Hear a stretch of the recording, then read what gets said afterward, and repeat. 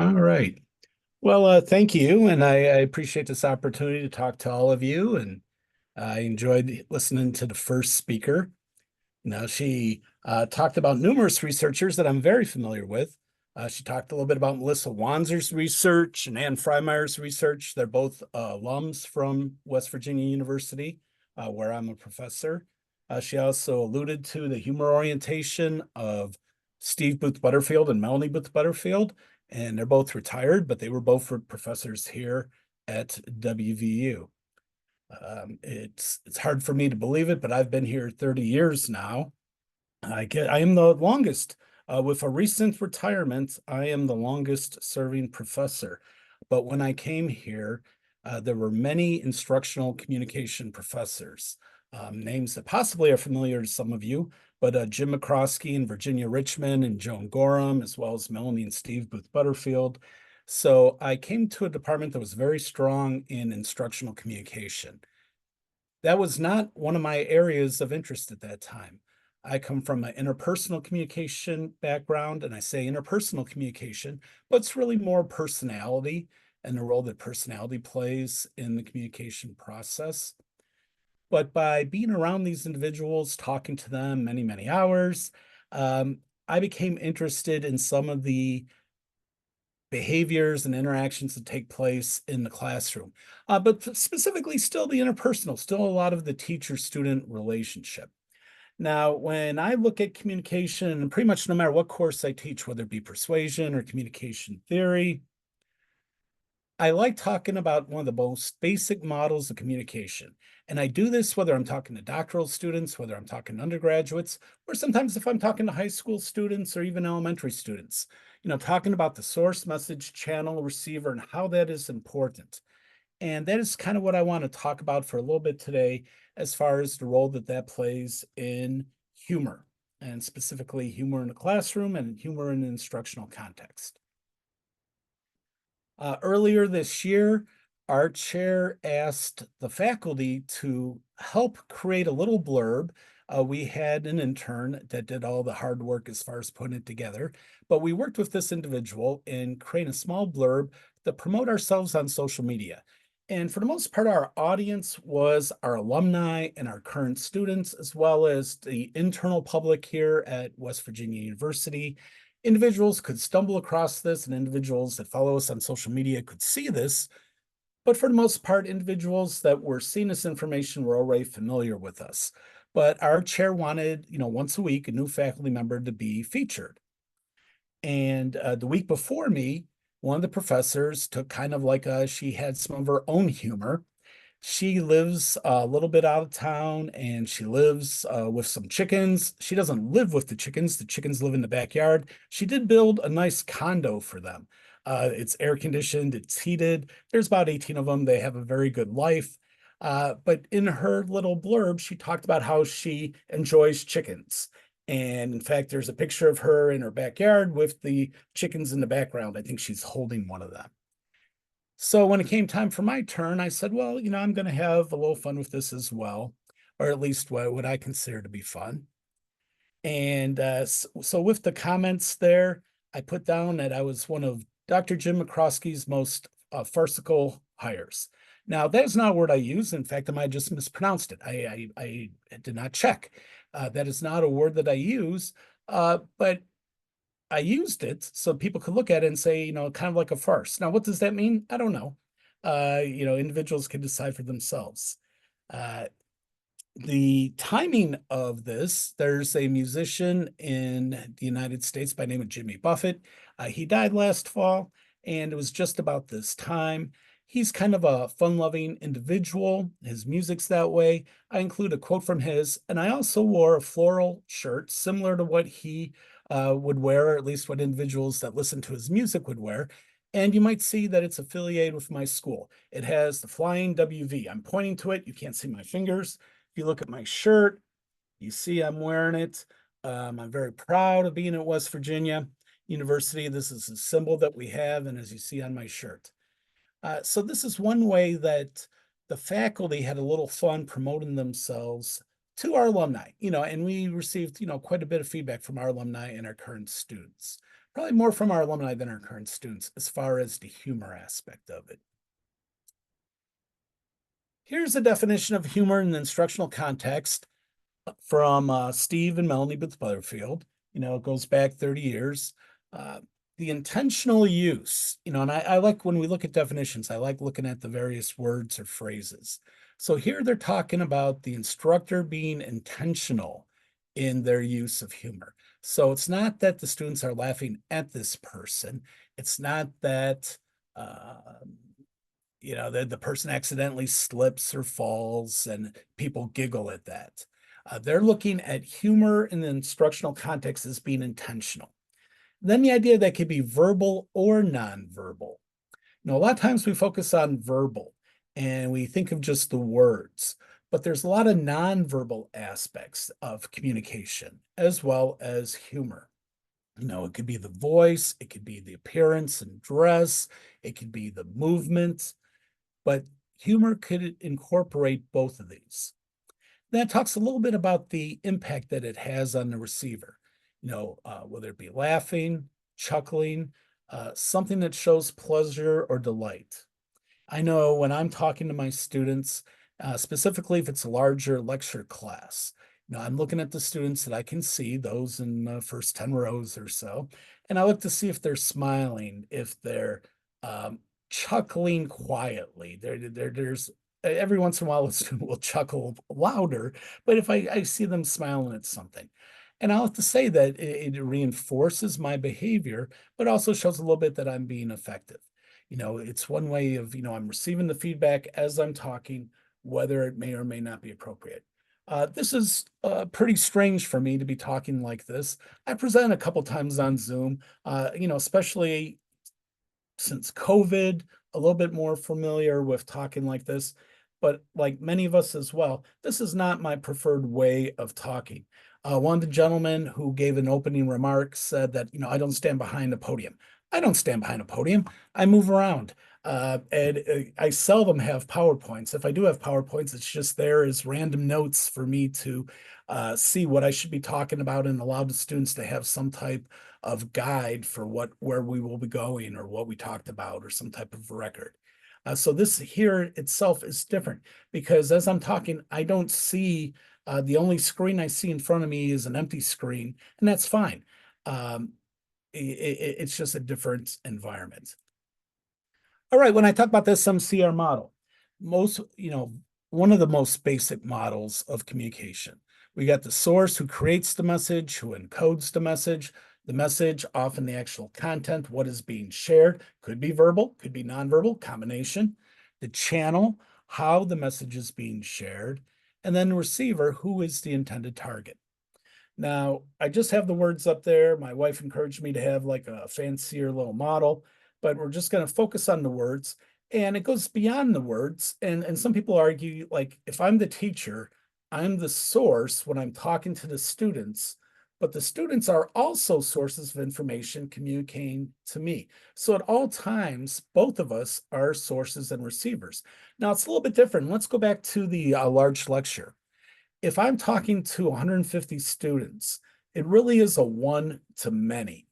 And while I do get some feedback and some participation from them, it is more formal, more rhetorical, more public communication.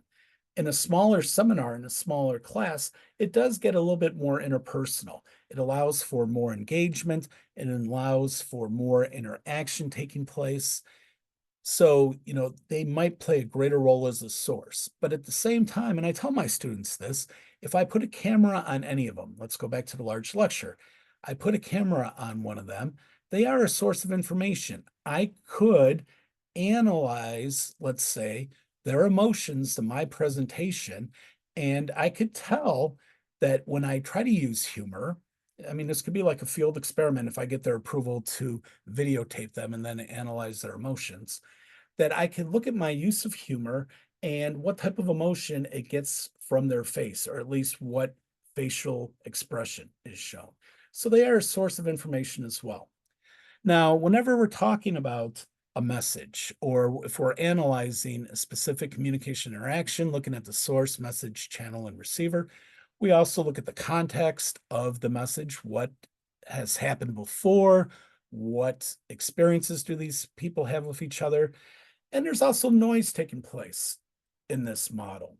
Noise can be internal. So my student in large lecture has not had breakfast and they skipped lunch. They're very hungry. They're thinking about that. They're not thinking about my lecture. Or it could be external. There could be some construction going on, and that interferes with what's going on. Or maybe the technology is not working.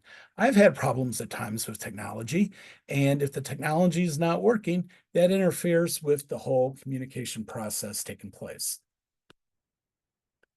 I want to spend a little time looking at some of the characteristics here of the source and the message and the channel and the receiver, and how it comes into play when we're talking about humor. Now, these are not exhaustive list. These are just some source characteristics, some more important than others. So, if we are looking at the teacher and their use of humor, we look at what is their current credibility with their students. What is their competence? What is their character? What is their caring? We're looking at the relationship. Competence, do they know what they're talking about? Character, are they trustworthy? Caring, are they other oriented? Do they show an interest in the students? And the students want, of course, a teacher who is credible. And if the teacher is credible, when that teacher uses humor, it is going to be perceived more favorably than if the teacher is not credible. If the teacher is already thought of as incompetent, humor is going to be viewed negatively. It's going to seem to be as a distraction. Age. The first speaker talked about that, how a teacher that is similar age often can connect more. They have the same experiences. They can talk about the same television shows or the same TikToks. They have more in common. Now, that doesn't mean that an older professor like myself would not use humor with a younger audience. But it does mean that I acknowledge that from the get-go. You know, uh, Usually the first day of class or the second day of class, I'll say something like, think of me as an older uncle or a grandfather or that old grumpy neighbor that you have. Think of the music they listen to. Think of the TV shows or movies they talk about. Think about some sayings they have or what they think is funny. I go, and that's what I'm like. Now, in and of that self, the students don't find that funny, but often they relax a little bit, understanding that I understand that I'm not like them, that there's a lot of differences there. And we'll get back to that as far as using humor. Social attractiveness. Do they like me? Once again, if they like me, they're going to find me funnier. And not only funnier, they're going to be more forgiving if I make a small discretion, if I make a small violation of what they think is funny or humorous. Status and power. You know,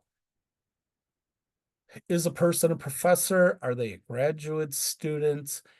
Sometimes individuals build up their own status by saying what they are. I just tend to say I'm an instructor. I don't talk about credentials as such. They do understand I'm old from the get-go, and they understand that I've been here a long time, but often they don't understand who I am professionally. And I tend to prefer that in all my relationships anyway. If I would just meet someone and they say, "What do you do?" I'd say I teach at WVU. And but sometimes individuals of higher status and power, people laugh out of expectation and respect, not because it's funny. But status and power does come into play.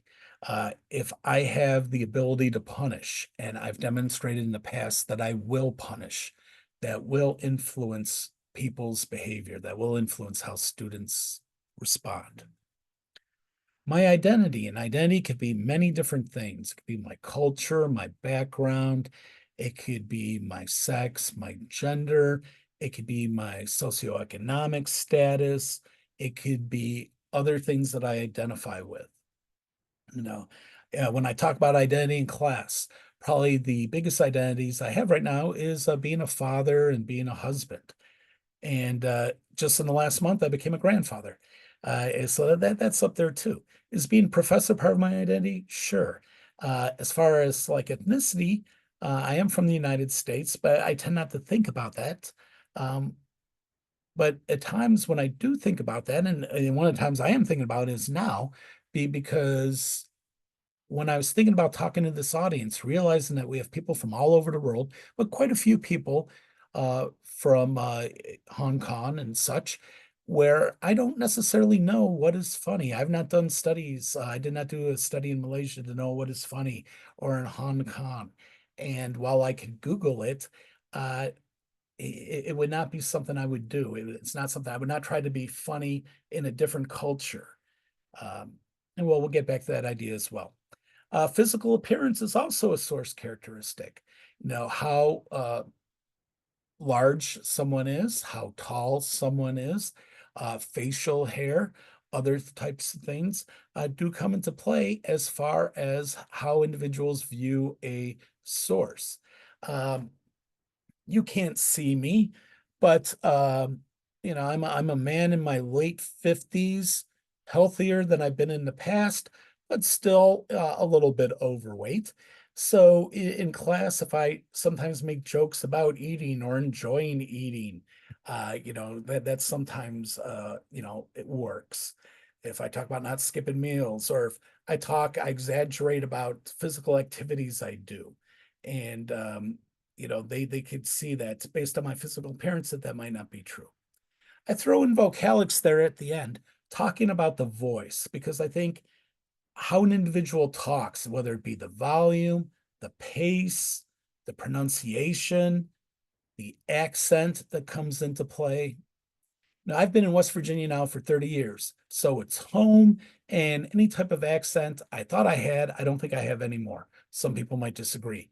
But I spent quite a bit of my life in Chicago, which is in the Midwest here in the United States. And when I first moved here, quite a few people would say, "You're from Chicago," based on how I talked. And they would make jokes based on that. And if I would make jokes based on Chicago, they would think it's funny just because of that connection. So these are some examples of source characteristics. For message characteristics, and here we can look at many different things, but I went back to a very large name in humor. This researcher is Martin. It is not me. And but from 2003, and they talked about different types of humor, and these were mentioned earlier as well, and they're mentioned frequently: affiliative, self-enhancing, self-defeating, and aggressive. Affiliative, you're making fun of others, but you're not making fun of them in a way that you're putting them down. You're building them up. You're bringing them attention. You're making them feel included. You're showing caring and interest. Self-enhancing. You make fun of yourself, but in a positive manner so that one is perceived more favorably. I often will tell family stories, and I'll tell stories about where I do something kind of foolish or accidental that one of my sons, I have three sons, that one of my sons finds funny or my wife finds funny. And while it might lower my credibility temporarily, if like people saw it, the fact that I'm laughing with my family, that I was open with it, that I didn't take offense, that we didn't get mad, kind of adds to my character. So it's self-enhancing. Then we have self-defeating, where one makes fun of oneself, but it kind of shows one as weaker or having shortcomings or failures. This is interesting. There's been some mixed results about this in humor as well as with credibility. Because at times with credibility, we teach that if a person stumbles or fails, it shows that they're human. And as long as one recovers and apologizes and moves on, it's okay. But sometimes with self defeating humor, it shows weakness. And especially in the United States right now, there's a level of aggressiveness. And when a person shows weakness, sometimes people jump on top of it. Now, I'm not going to say that one should not use self-defeating humor, but I think it is something to think about now, as far as the self-enhancing versus self-defeating. And then, of course, we have aggressive, which is making fun of others, being mean, being critical, hurtful, harmful. This is not good. This is not what one should do. This is the source is building themselves up while tearing others down. And I'm a big proponent of social learning theory or social cognitive theory. And in the classroom, if I'm making fun of one student, and there might be 30 students, but I'm making fun of them, they maybe mispronounced a word and I make a insult out of it. And I think it's funny. I laugh, but I look at everyone else and they're kind of like, that's not good. That's not right. And it kind of makes them say, I'm not going to participate. So one really has to be careful with avoiding, I'm going to say avoiding aggressive humor, not using it, but avoiding. All right. Trying to move on to the next screen. And I did not. All right. I'm sharing the wrong screen. So I'm going to stop share again and see if I could get here. A lot of times with should be working. Let me see this one. Good. Are you looking for something? I tried to go to the next slide and it was not the slide I wanted. So Okay. I went back and I'm going to try it again here. And I am going to share screen.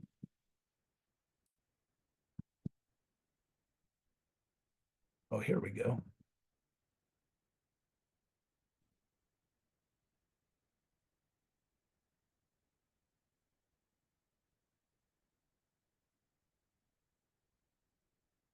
Well, thank you for being patient with me.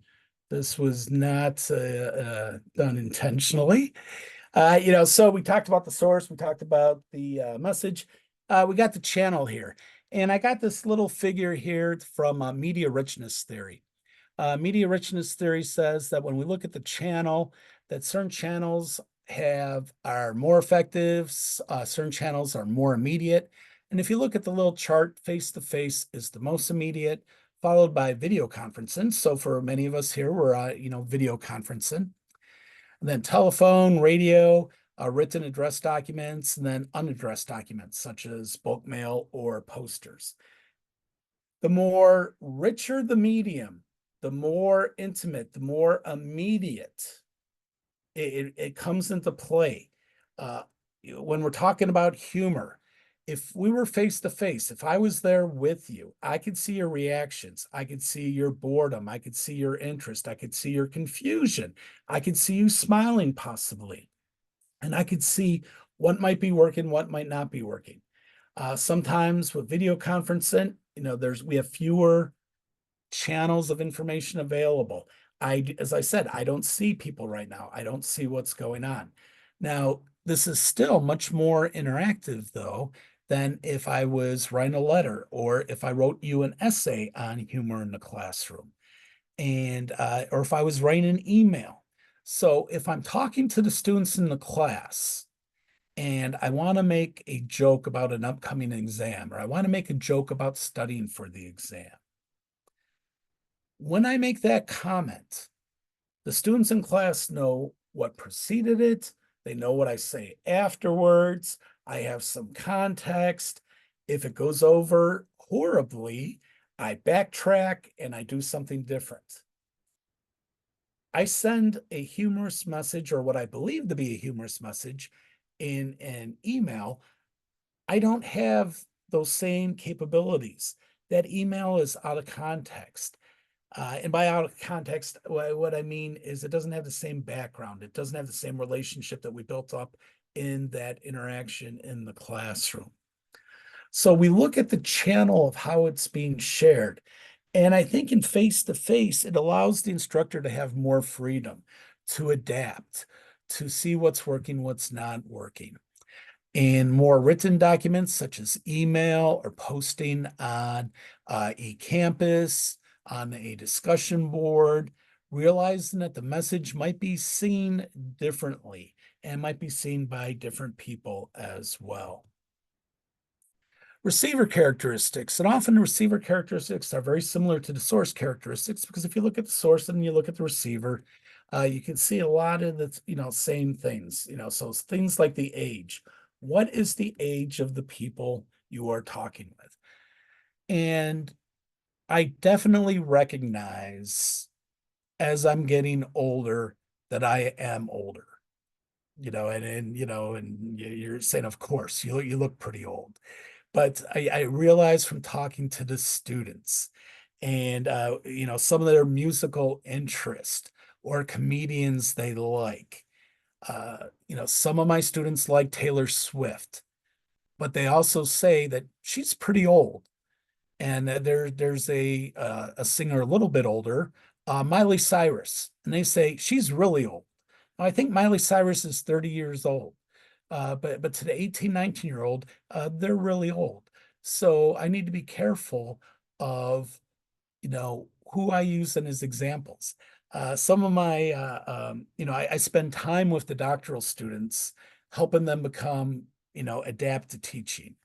And some of them don't have that much experience. So they use examples and they use media examples of TV shows they liked. And a recent show that was very popular, in the last 20 years was The Office, an American TV show. And but not been on TV for a while. And even though it's been streaming, a lot of students don't watch it. So if a student relies on that frequently, that might not be the best thing. So even a younger student needs to realize that. Excuse me, a younger teacher. Luckily, my youngest son is 17. I still talk to him. I still sometimes practice on him. And he gives me feedback, and most of the feedback is, Dad, don't do that. So I listen to him as much as I can. Familiarity with the source. Almost none of you know me. Almost none of you have ever heard me talk before. You might be saying, what's going on here? You might be looking behind in my office, like what kind of office does he have? See a lot of West Virginia pillows there in case I need them.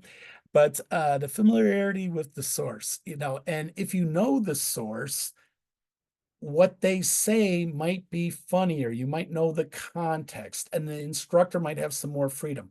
Similarly to relationship, if you have good relationships with the students, if there is some type of interpersonal relationship, talking about, talking in the classroom, but also when I'm talking to a student one-on-one, whether it be advising or helping them in the course, sometimes there's some humor involved there, depending on the individual.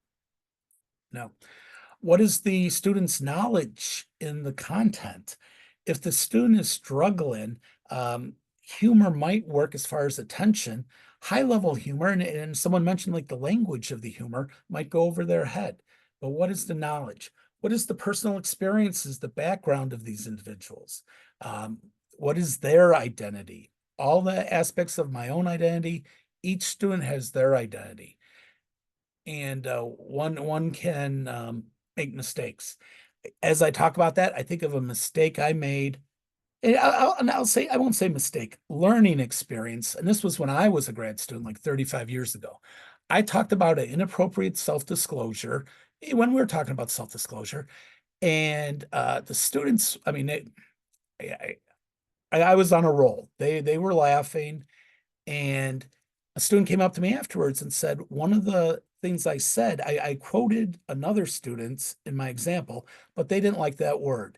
And it wasn't necessarily a horrible word. It's a word that's used frequently by people, but they said, that word, because of part of their identity, they didn't like that word. And I said, I appreciate them talking to me.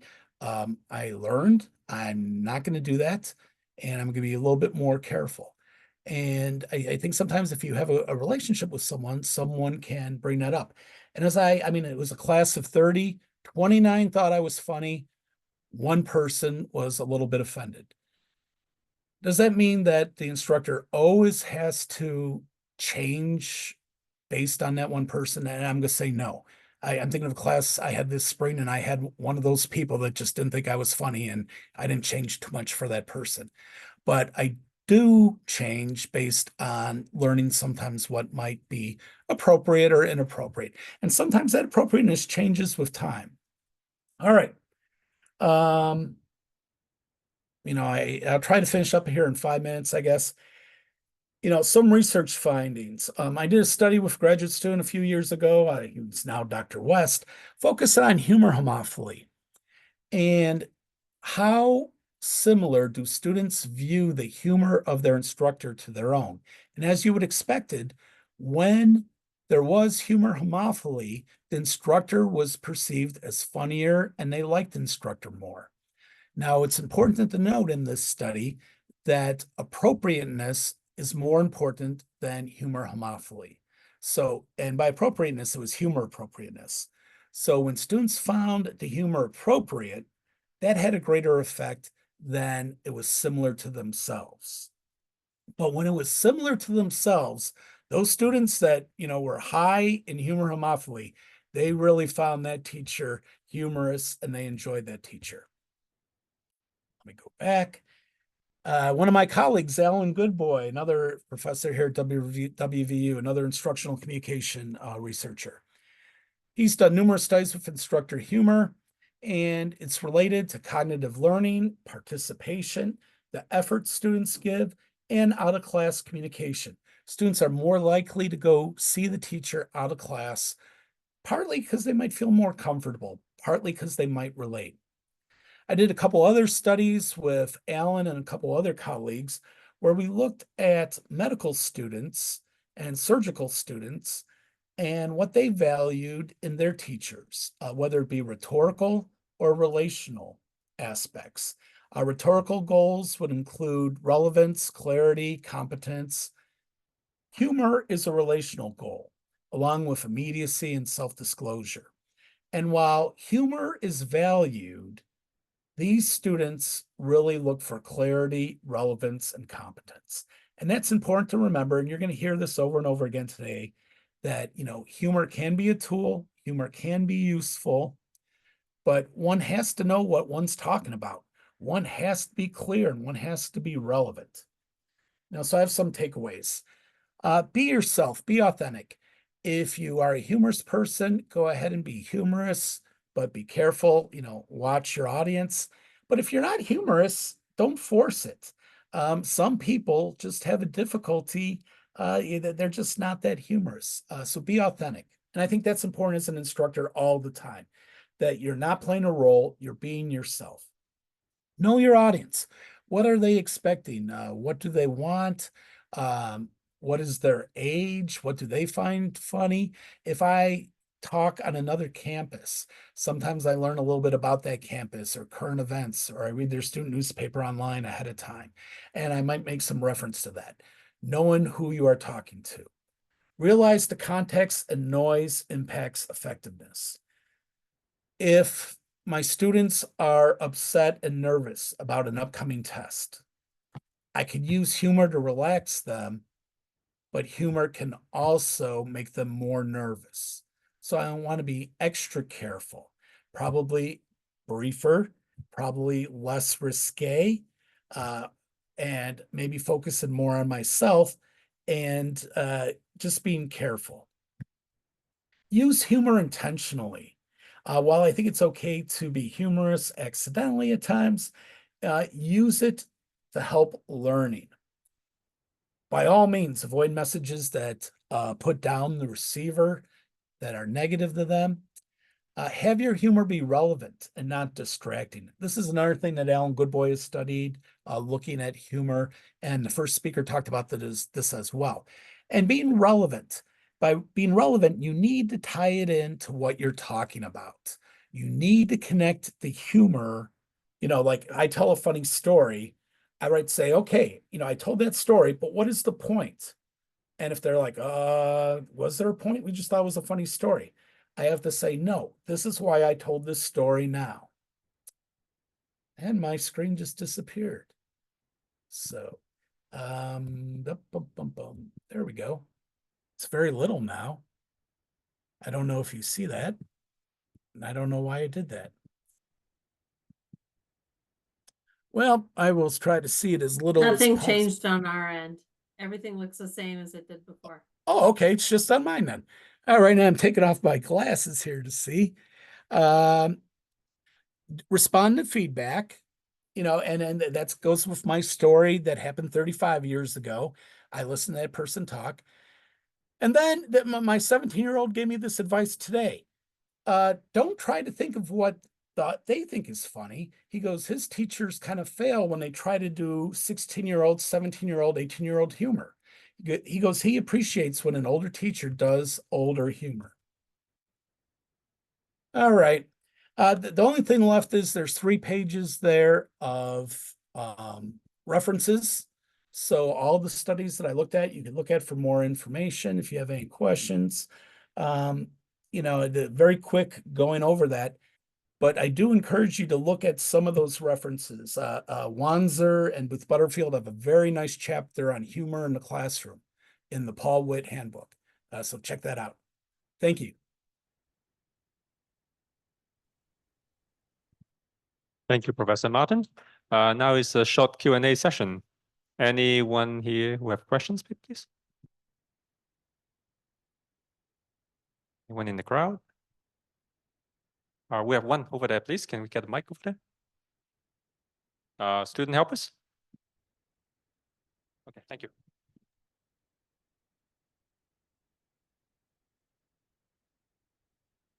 Hello, Professor. Thank you for your presentation. That's so impressive. I would like to ask, is there any type of humor that you find is very effective when teaching? I think it's very difficult to say. I think the first speaker pointed out very much that culture comes into play, and that could be country, but it goes beyond country. What is funny in West Virginia might not be funny at another school or another state. So it's very hard to say what's effective. I think it's a little bit trial and error from individuals. And I think it's also remembering what might be appropriate for your audience.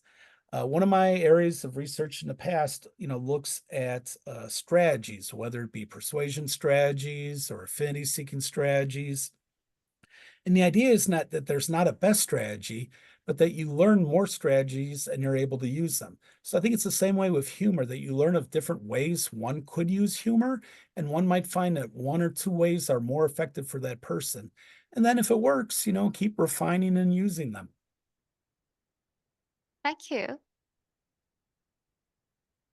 We have another question here, please. Yep, Mike over.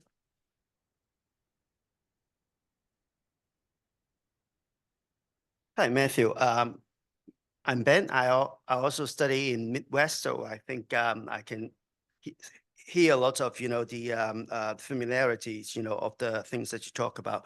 About the channels parts. There's the richer medium.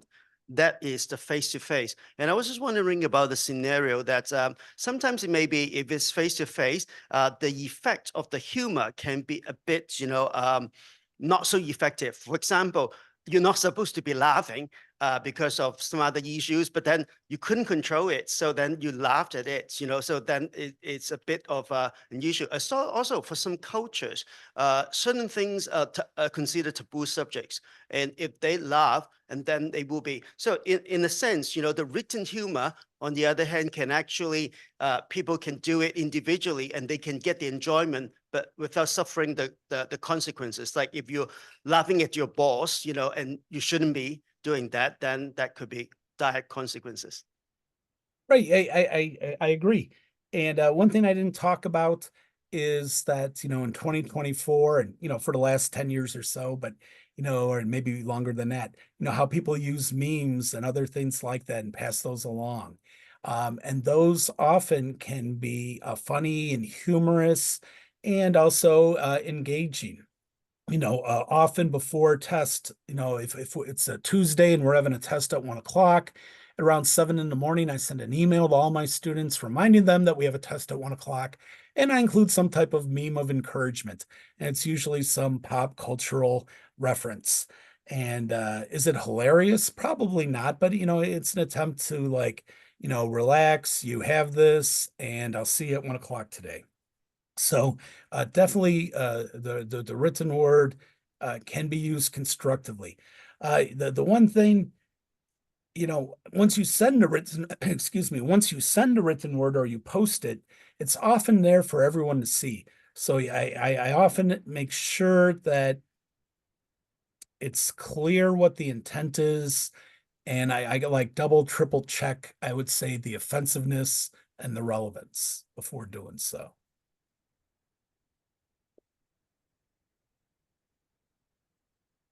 Any other questions? I don't think there's any. Oh, it's all good. Yeah, there's nothing on the chat. Okay, I think that's it. All right. Well, thank you very much. Oh, wait, there's one more. Wait. Oh, sorry, there's one more question.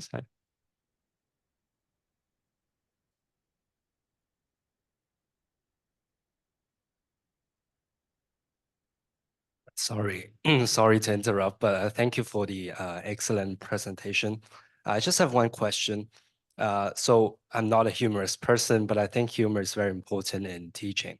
But would you say how, especially nowadays, the boundaries within which humor is possible are narrowing? Would that make humor a less effective way of teaching as well?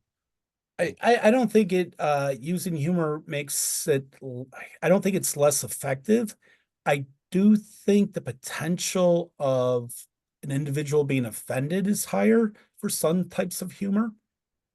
Humor that might have been allowed or given a pass, 20 years ago, now might be flagged. So I think one does have to be more careful. So it is up to the individual. And I would say me as an individual, I am probably less risky with my use of humor.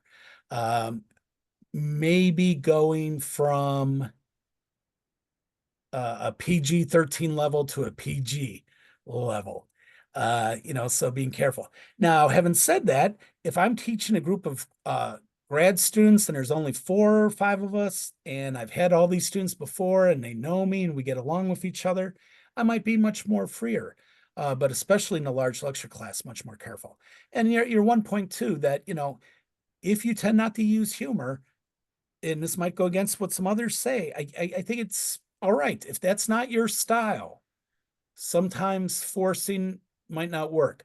But I do think whether it be humor or other things, students do appreciate when the instructor tries.